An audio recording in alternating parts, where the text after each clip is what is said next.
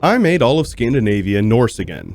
A lot of people don't know that that religion is in the game, it's just not present in 1444. So I released everyone I could in Scandinavia, changed their religions, and I converted all of their provinces. We're gonna see what happens. The new mission trees introduced in 1.34 and with the Lions of the North DLC should add some interesting outcomes, and I think that you'll enjoy. And remember, if you do, please leave a like on the video and share it with a friend.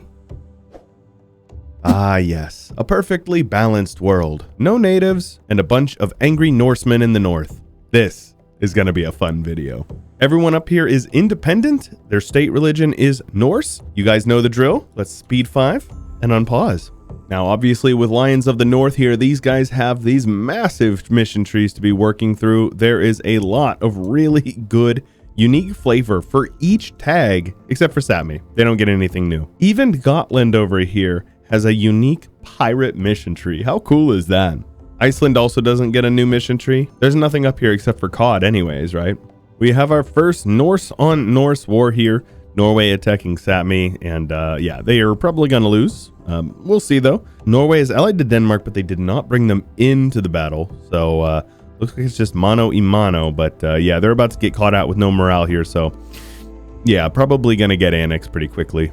Sadly, there it is, the full annex. Norway gained a bunch of land. It was funny because most of those provinces were released from Sweden. Swift change of hand here. Norway has taken over a bunch of provinces from Sweden. Little Finland over here made a deal with the devil, allied to Muscovy. I can't imagine that this will have any implications in the long run. They would never need a buffer zone for Leningrad, right? And here you go, Captain Lars Armsfelt, the Pirate Republic of Gotland. The funny part is that they'll probably get attacked plenty, but they've got bunches of galleys and lots of force limit, so I doubt they're going to get into any trouble. Oh no, I think this might be Koifish's worst nightmare. The Finns have attacked Sweden, calling in their ally of Muscovy. And it does not look like Sweden is going to be able to put up much of a fight. They've got claims on the Åland Isles over here, as well as this place up here, so they may not take a whole lot of land. Now, when I started this, I didn't really anticipate it just being a Northern European Thunderdome, but, you know, I guess with the HRE the way that it is, it definitely needs to be. And oh my gosh, Finland just took a massive bite out of Sweden. They gave these 3 provinces to Denmark, cut Sweden in 2 pieces, and they took 1, 2, 3, 4, 5, 6, 7, 8 provinces, including Stockholm. Safe to say Finland is having a good game so far. Yikes. Denmark not looking so good after what I would consider a pretty solid start from them. They are actively losing clay against their former ally of Finland, who is, yeah, they're pretty big. Finland is pretty big now. I will say that in 1.34, the game does seem to run quite a bit smoother. I unpaused for about, I don't know, 20 minutes or so, and we covered about 60 years, so I'd say that's pretty solid, yeah? Also, I know I'm not alone when I say I love seeing a big, sexy Albania.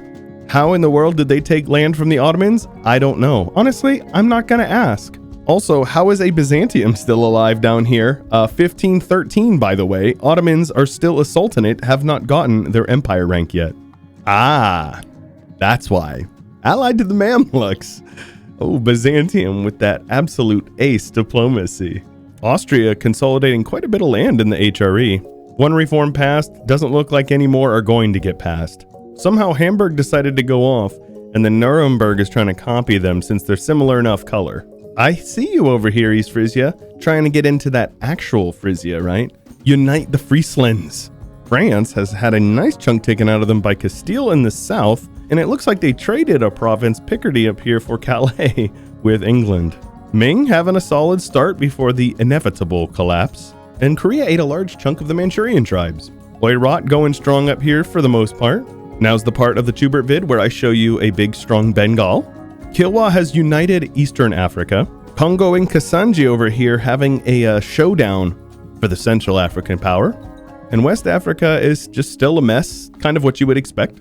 As far as colonial gain goes, Portugal is down here in Brazil, no surprise. The Castilian West Indies has formed and they are slowly adding to their collection. But we also have a new Castile over here looking quite good. The Portuguese have claimed Bermuda in this timeline, and Lower Acadia over here getting colonized by the English.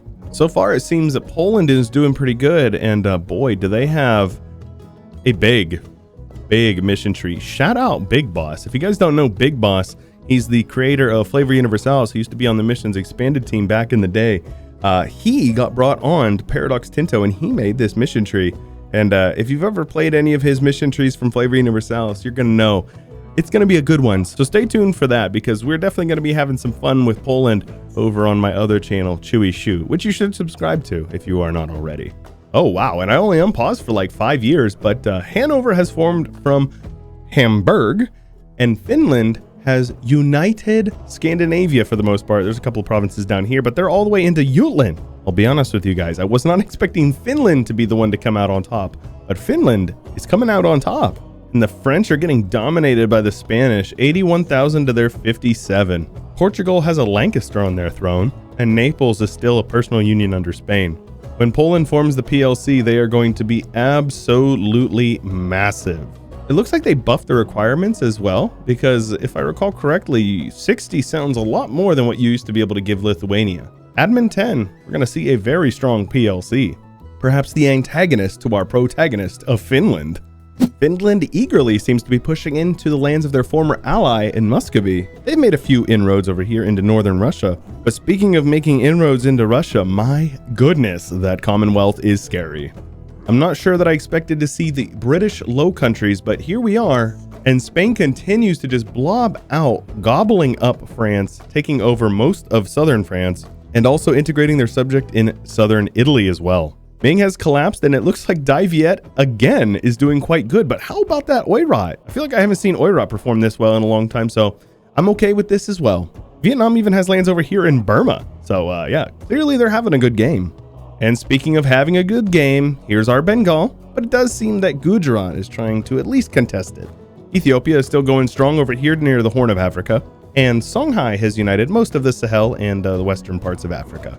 On the colonial front, you got Spanish Peru, Spanish La Plata, and then some Portuguese stuff, mostly in Brazil. Colombia is being colonized by the French, and it looks like the West Indies are done being colonized. And my goodness, they have made some good progress on kicking the natives out of Mexico. The 13 colonies in Newfoundland are looking quite solid so far, so maybe we'll see some strong colonial nations in the late game. And also, the Spanish have appointed George Soros DA in San Francisco. Ah, yes. Finnish Scandinavia.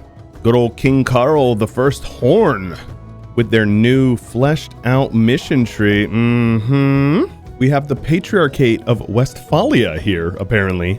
British Western Europe going very strong, but we cannot forget about the one province minor Netherlands. Savoy also having a very solid game. Meanwhile, Spain continues to beat up on everybody, taking plenty of land from France, a bit of land from Portugal over here. The Ottomans have crumbled, the Commonwealth has beaten up on them quite a bit, and somehow, some way, our Roman ancestors here have managed to hold on tight in the Balkans. I am surprised. This happened in the last episode, and it's happening again right now. Empress Kim Mak of the Dai Viet Empire of China.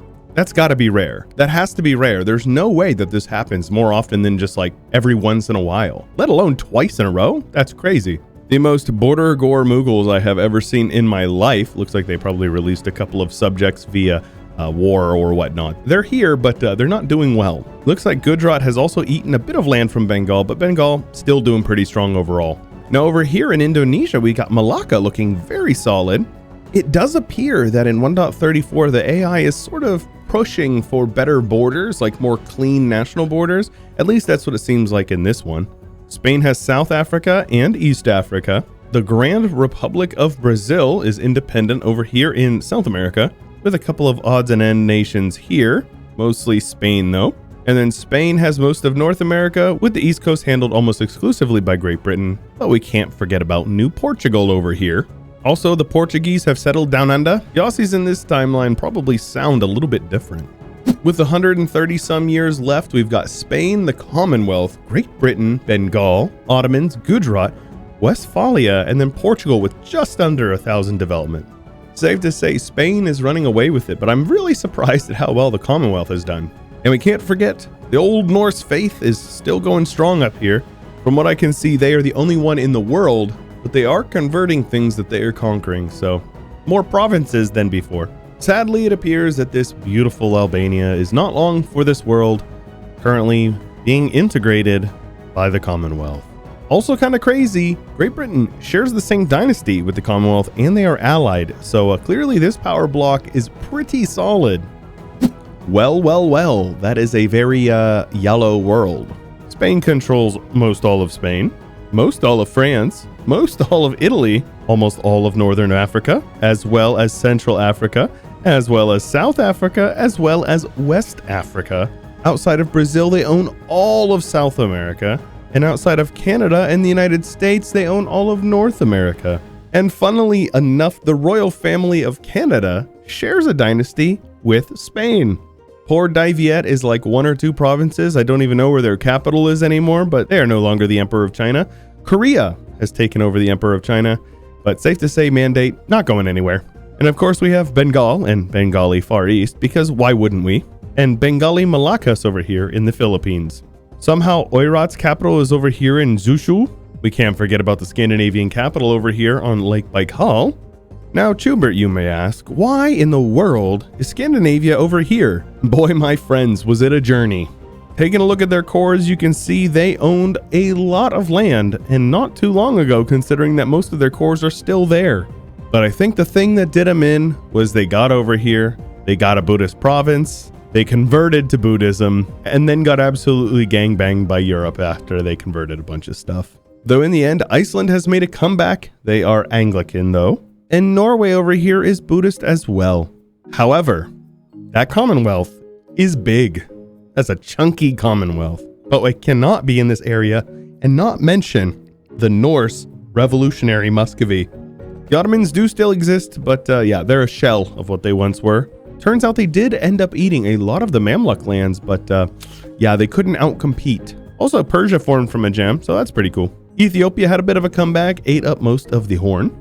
The Knights are here, but also over here, right next to Crete, who is independent, and somehow share a royal family with the Commonwealth, and also Man. Yep, you heard that right.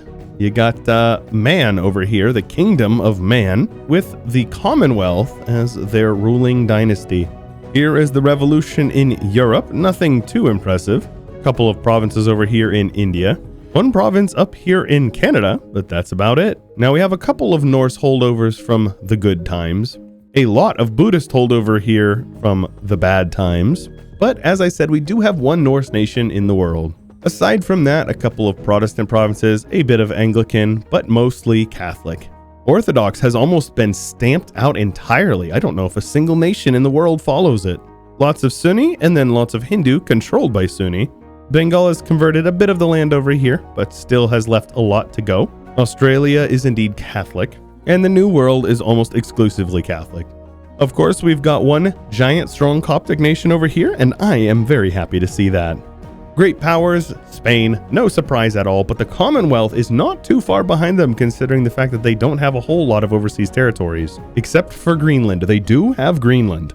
Bengal had a very solid game, and then Gujarat after them. Who said we only need one Indian blob? Revolutionary Savoy with 2,200 dev almost, that's impressive. And then Great Britain, followed by the Ottomans. Despite getting clapped and being absolutely weak sauce, the Ottomans still finished number 7. And then a surprise 8th place, Malacca. Economic hegemon of the world is indeed a fully stacked Commonwealth. And military hegemon, very scary, a fully stacked Spain. Spain has 1,500 troops in the field of their 1,800 force limit. But don't count the Commonwealth out, they are not far behind them at all. That was crazy, that was a lot of fun. I enjoyed it so much, and I hope you did as well. If you want early access to these videos, you can check out my Patreon, linked in the description below, and for as little as $5 a month, you will get early access to every video. If you want to join my Discord, my subreddit, my Twitter, those things are all linked in the description below. Great ways to get involved with the community, and a great way to conversate with me if you're interested in getting to know me a little bit more. Of course, if you enjoyed the video, please leave a like and share it with a friend because it does help the channel grow a lot. The channel has been doing very well lately, and I cannot thank you guys enough for enjoying the videos, because without you, I don't have a channel. But anyways, guys, that is all I've got for you for today. Enjoy 1.34, and until next time, stay chill.